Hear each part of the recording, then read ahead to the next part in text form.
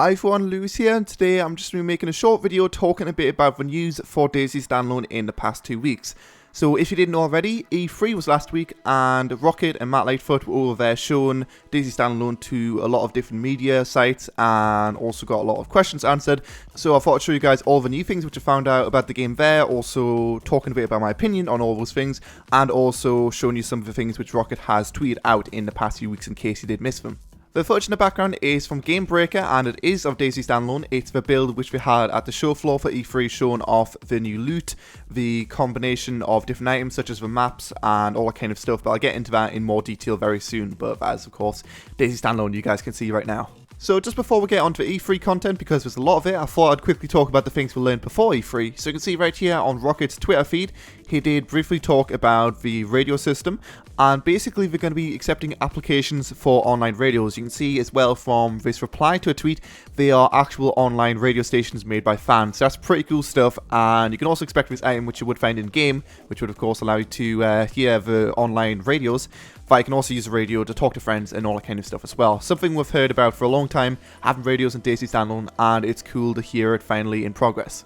Like I said before, there was a lot of content for DayZ Standalone at E3, so obviously I'm not going to be covering everything. I will have some links to full videos in the description below if you do want to go check them out yourself. But first off, starting off with the release date. I did talk about that in my previous video, but I just want to confirm it in this video since, you know, lots of people did interview with Rocket.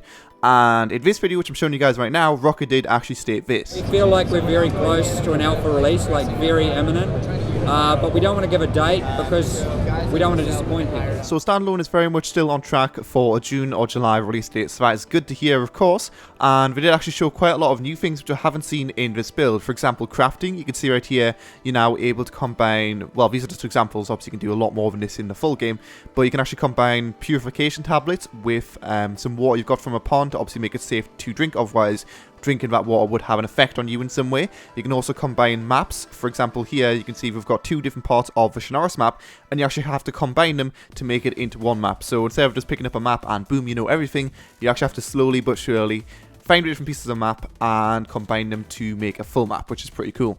One interesting thing people found out when looking at this map is that it's actually slightly different to the original Chernarus map in terms of the cities up north. Obviously, DayZ Standalone is using the Chernarus Plus map, which offers the enterable buildings and maybe some more stuff down south, but we can see up here on the northern edge of the map, there's actually new cities up there, so there's a slight bit more content on Chernarus Plus, making it, I believe, 260 kilometers rather than 225 square kilometers of actual area to explore. And since of course now you can enter almost every building in DayZ Standalone, these cities are as valuable as any other city on the map, so that's pretty cool to spread the action out a bit. Here's an image showing you guys what I'm talking about. This image was submitted by the Angry Cat on Reddit, and you can see the green areas show off the new roads, the new cities up in the northern edge, and the white shows off the older stuff, which was of course in the original Chernarus map.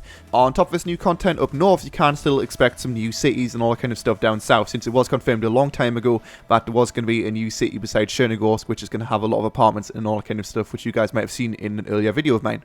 So in this clip right here, you might notice a few things. You can see the player will now flinch when the zombies hit them, showing that they are of course being attacked, and it will make you stumble a bit so you can't aim too well. And on top of that, zombies are now able to hit you over, as you've seen just there.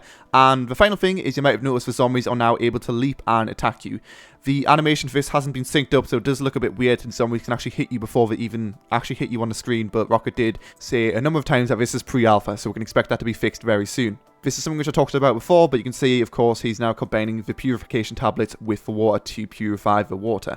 And if you are able to combine things, it will go orange, and if you aren't, then it'll go red. So it's very easy to see what you can and cannot combine.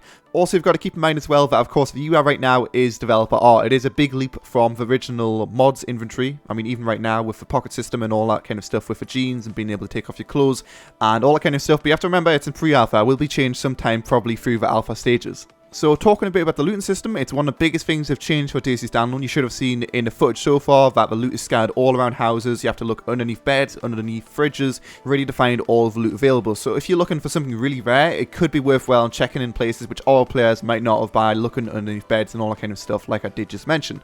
In this little clip right here, you'll see a new menu on the left as well, which is Vicinity, which basically just shows you all the things in your vision. So people thought this was a cheap way to be able to see underneath things, and it kind of removes the point of checking underneath objects.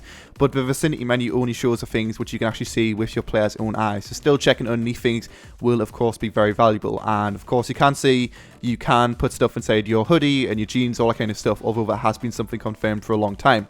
Here's a perfect example of that. You can see the beans at the bottom of the character's feet, and he's able to pull that into his inventory just like that, even though you could see just beside the chair was also another can, but of course since it was just out of his view, he wasn't actually able to pick it up using the Vicinity menu. But you can still go straight up to an object, scroll on it, and take it up manually if you do want to do that instead. Rocket did also talk a bit about the MMO structure with the Standalone, in that they're able to make items actually rare now. Obviously before, the system was a bit different, but now that everything can be done from one central server, they're able to, for example, say like they'll have some thermal weapons in the game perhaps, and they'll only have 3 of these on every single server in existence. So if it's all controlled from one main server, they're able to really control how rare the loot is. Obviously people thought L85s, AS50s, etc.